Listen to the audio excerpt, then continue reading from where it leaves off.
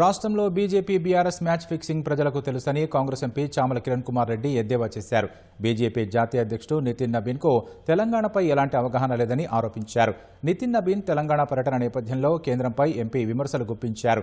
NDA పాలనలో ద్రవ్యోల్బణం బాగా పెరిగి రూపాయి విలువ రోజురోజుకు పడిపోతోందని ఆరోపించారు. నరేంద్ర మోదీ ప్రభుత్వం అధికారంలోకి వచ్చి 12 ఏళ్లు దాటినా దేశంలో ఎలాంటి మార్పు లేదని విమర్శించారు.